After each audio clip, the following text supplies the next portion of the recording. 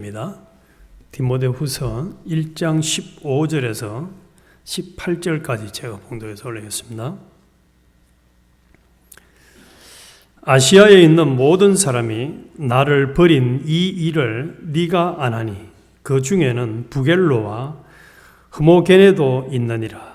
원하건대 주께서 오네시보로의 집에 긍휼을 베푸시옵소서. 그가 나를 자주 격려해 주시고 내가 사슬에 매인 것을 부끄러워하지 아니하고 로마에 있을 때에 나를 부지런히 찾아와 만났습니다. 원하건대 주께서 그로 하여금 그날에 주의 긍휼을 입게 하여 주옵소서. 또 그가 에베소에서 많이 봉사한 것을 네가 잘 아느니라. 아멘. 오늘 아침에는 바울과 그의 충성된 동역자 디모데와 오네시보로라는 제목으로 같이 은혜를 나누겠습니다.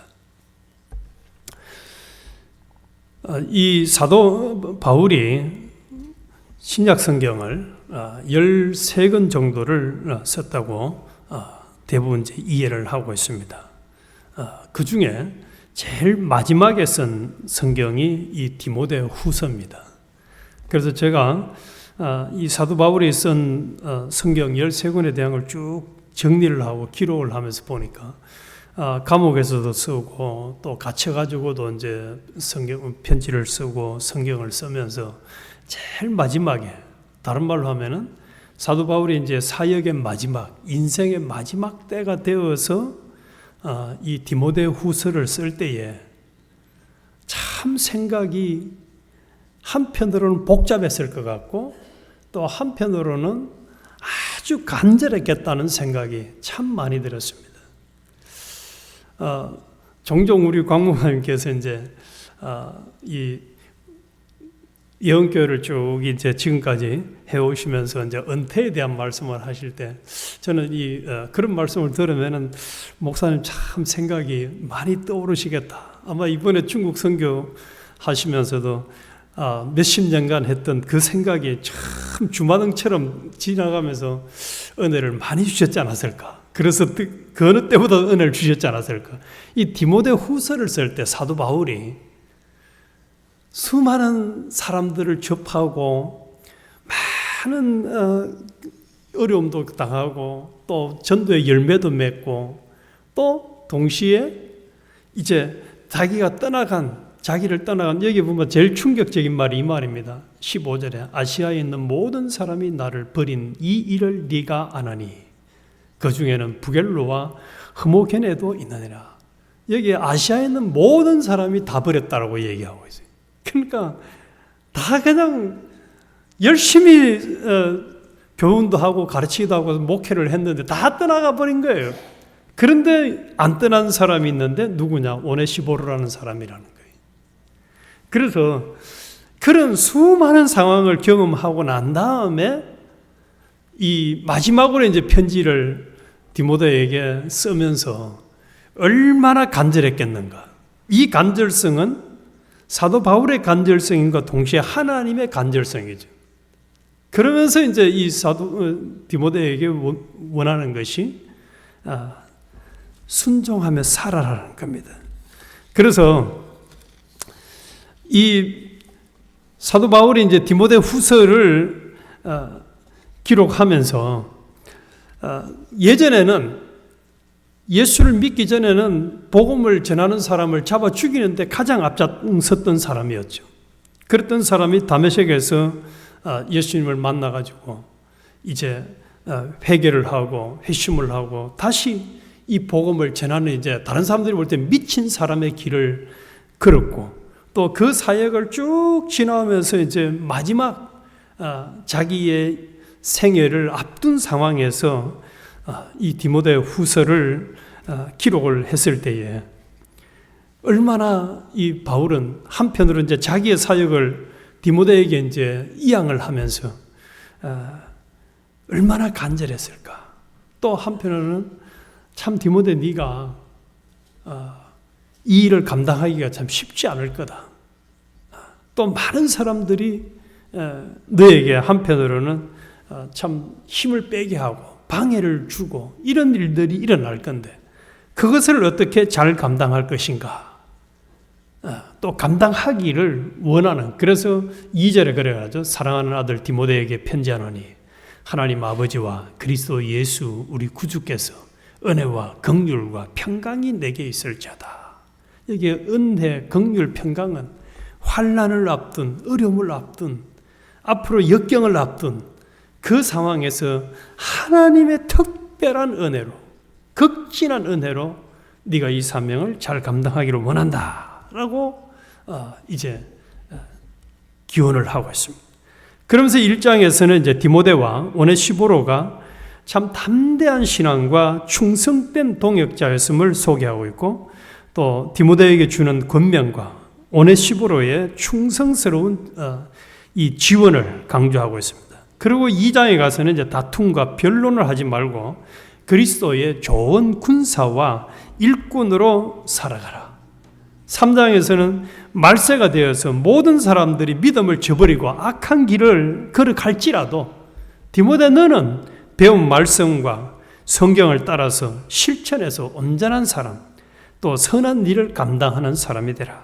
마지막 4장에서는 복음대로 살고 복음을 전파하는 일이 어렵다고 세상으로 돌아간 많은 사람들을 지적하면서 열매가 있든지 없든지 상관하지 말고 인내로 복음을 전하여 의의 면류관을 받는, 누리는 주인공이 되라고 4장에서는 마무리를 하고 있습니다. 그래서 오늘 아침에 우리는 이 1장에서 바울이 디모데에게 대해서 일단 이제 칭찬과 격려를 하고 있습니다. 4절에 보면은 내 눈물을 생각하여 너 보기를 원하면 내 기쁨이 가득하게 하려 하매니. 그러니까 사도 바울은 디모데로 인해서 자기 속에 기쁨이 충만하기를 원한다라고 이야기를 하고 있습니다. 다른 말로 하면은 바울에게 디모데는 뭐라는 거죠? 기쁨이라는 거예요. 야, 얼마나 참 아름다운 사역을 했는지 말이죠.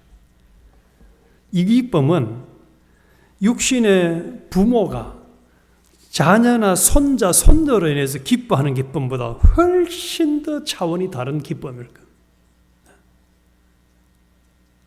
그래서 이 디모데는 바울에게 기쁨의 사람이 되었다는 거예요.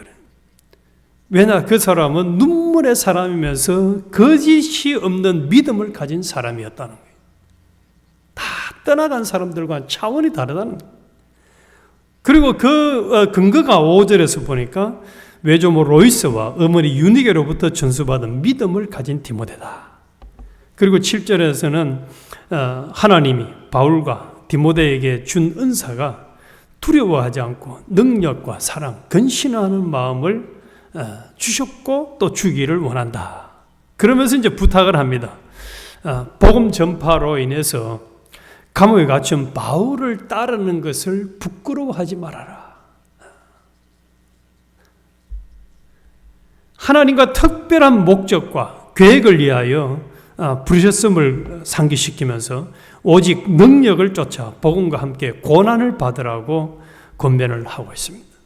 그리고 이를 위해서 복음을 위한 반포자, 또 사도, 교사로 세움을 받은 자들이라는 것을 다시 한 번 더 일깨워 주면서 네가 앞으로 절대로 이 복음을 전하는 것을 부끄러워하지 말고 당당하게 모든 사람들이 다 이 길을 저버리고 세상으로 돌아가더라도 너만큼은 그렇게 하지 말라고 이야기를 하고 있어요. 그래서 쭉 말씀드린 것처럼 이 바울이 디모데에게 편지를 쓸 때에 많은 사람들이 자신을 버리고 복음을 떠난 사람들과 대비되는 길을 걸으라는 거예요.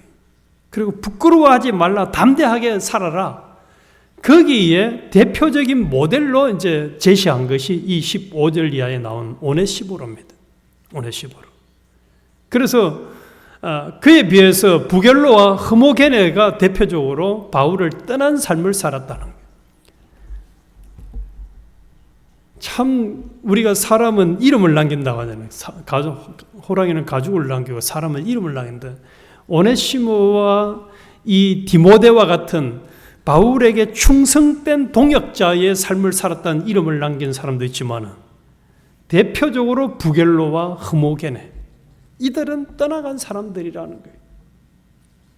우리의 이름도 나중에 우리의 생을 마감 정리할 때는 이름이 남을 텐데 이 두 사람처럼 신앙생활을 하다가고만 마지막 결과가 참 허무해.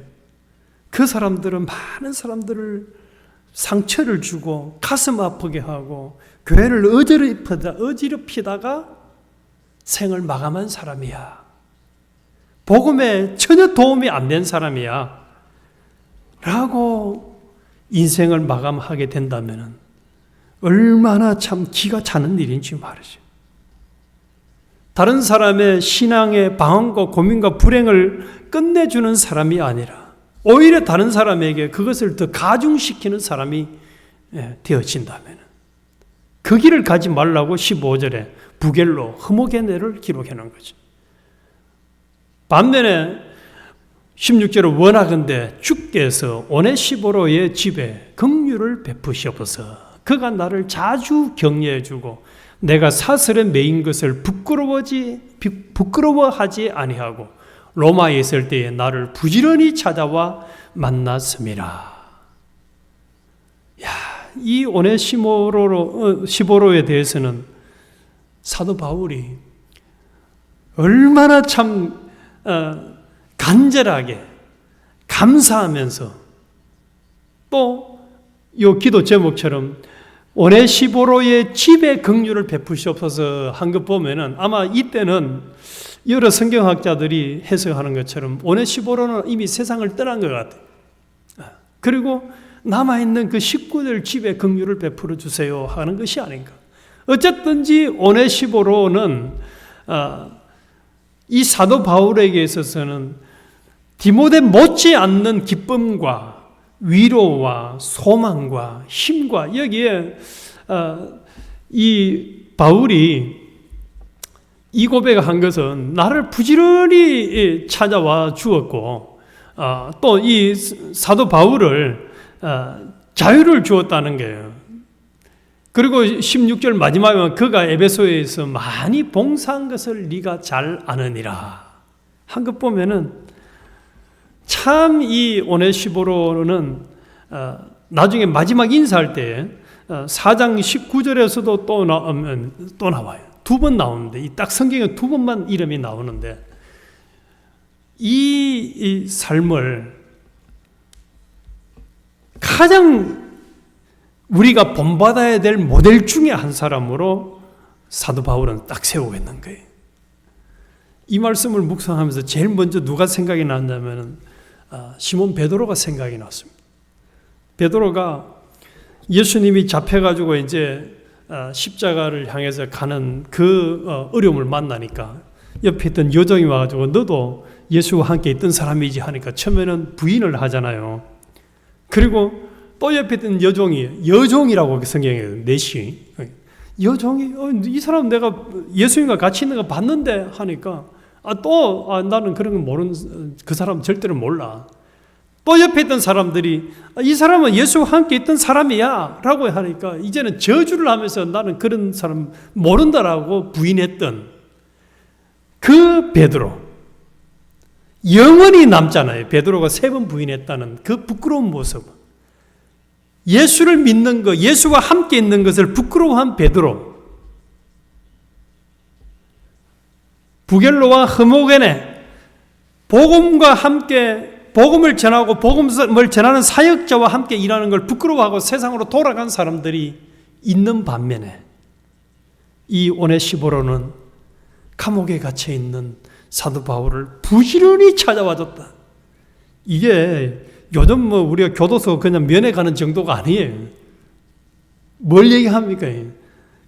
온갖 욕뿐만 아니라 핍박, 심지어는 왕따 따돌림, 그거 모든 걸 다 감당해야 되는 거예요. 그래서 다른 사람들이 안 걸어간 길을 오네시보로는 걸어갔다는 거죠. 남들이 심지어는 예수님의 제자 베드로까지도 예수님을 부인했는데 이 오네시보로는 그렇지 않았다는 거예요. 그래서 이 말씀을 가지고 일주일 동안 묵상을 하면서 생각을 해보니까 딱 교회는 두 부류로 나눠지는 것 같아요. 참으로 사역자와 또 더 나아가서는 하나님께 이 복음적으로 아주 유익이 되고 은혜를 끼치고 힘을 주고 또 다른 사람들을 아주 희망차게 하고 행복하게 하고 위로를 주고 기쁨을 주고 소망을 주는 사람들이 있는 반면에 또 한 부류의 사람들은 다 떠나가 버리는. 제가 얼마 전에도 어떤 간증을 들어보니까 자기가 그 선교지에서 한 20년 이상을 어른들을 상대로 선교를 했는데 이 사람들이 도무지 변화가 안 되고 다 세상으로 돌아간다는 거예요. 복음을 나중에 한 20년 이상 사는데. 그래서 이 선교사가 내린 결론은 어른들을 상대로 해서는 소용이 없구나. 그래서 이제 주일 학생들에게 모든 걸 올인하기로 새로 결단하고 이제 시작한다는 얘기를 들었습니다.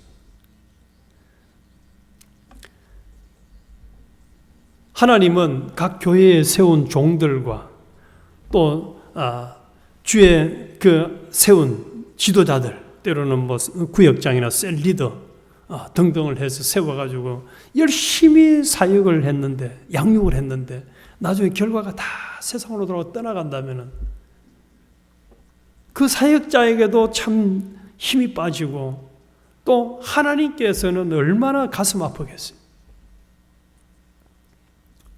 그래서 우리는 우리 한 사람 한 사람이 어쨌든지 오늘 이 바울과 충성된 동역자, 온갖 조롱과 또 한편으로는 욕과 피팍과 멸시, 천대, 어려움, 심지어는 목숨을 내놔야 되는 그것까지도 다 포기하고 헌신적으로 사도 바울을 찾아와줬던 디모데와 오네시보로, 이 사람들을 생각하면서 이걸 본받으라는 거거든. 우리 앞에도, 우리 앞길도 이런 어려움이 닥치면은 점점 복음을 멀리하고 사역자를 힘들게 하고 떠나는 사람들이 될 수도 있고 디모데와 오네시보로와 같은 삶을 살 수도 있으니까 너희들은 어느 길을 선택할 것이냐? 선택하라는 것이거든. 그래서 우리 오늘 하루 종일 디모데, 오네시보로, 사도 바울에게 기쁨이 된 디모데, 또 사도 바울을 아주 힘주고 격려해주고 자유와 힘을 주고 또 아주 위로가 되어졌던 이 오네시보로와 같은 그런 다른 사람들에게 은혜를 끼치고 유익을 끼치고 또 소망을 주고 힘을 주고, 그래서 뒤돌아보면서 내 옆에 어느 누구는 참 나를 행복하게 하고 기쁘게 하고 나에게 소망을 준 참 아름다운 동역자였다, 사역자였다, 이런 이름과 이미지를 남기는 우리 모두가 되어야 하겠습니다. 하나님 아버지, 참으로 그렇습니다.